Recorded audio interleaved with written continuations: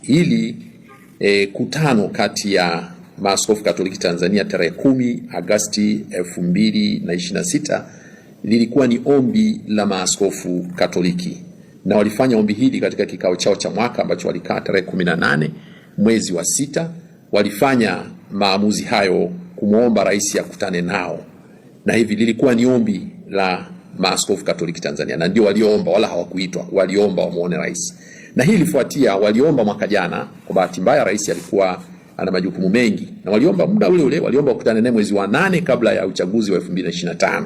Rais kwa bahati mbaya akasema ratiba yake imembana, hataweza kukutana nao.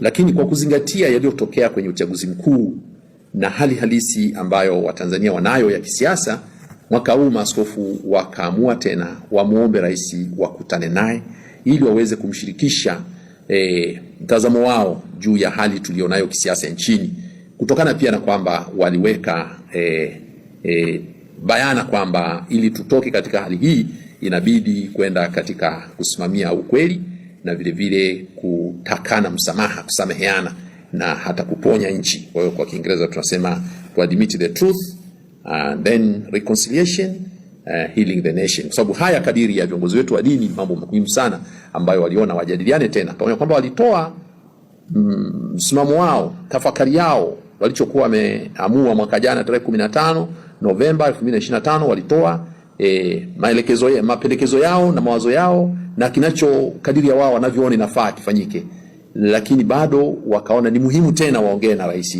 wa Jamhuri ya Muungano wa Tanzania. Na kwa kweli wameshukuru sana kupokelewa na rais wa Jamhuri ya Muungano wa Tanzania. Ameacha shughuli zake, amewapa mazungumzano ambayo yameenda zaidi ya saa 1.5. Kwa hiyo imekuwa ni mazungumzano mazuri kati yao, na wameweza kumshirikisha wao wanasema nini juu ya hali tulionayo ya kisiasa, na wamempa andiko rasmi ambalo lina kurasa kama 4 hivi ambalo wamemkabidhi, wamemsomea lote na wakamkabidhi, na halina tofauti sana na lile tamko au ujumbe wao waliotoa mwaka jana mwezi Novemba tarehe 15 2025. Kwa hiyo tupenda wananchi wafahamu kwamba lilikuwa ni ombi la maaskofu, hawakuitwa, walienda wao wenyewe wakiona ni muhimu kwa taifa kufika mahali tuweze kukubaliana na kilichotokea ni kitu gani, tukilani hicho hasa cha mauaji na uharibifu wa mali. Alafu basi maaskofu wanasema sasa tufike mahali tuponye nchi na mambo mengine yaendelee, na hayo yaliyosababisha watu waingie katika hali za kuandamana na nini, basi na yenyewe yashughulikiwe. Kwa ufupi niliweke hilo bayana.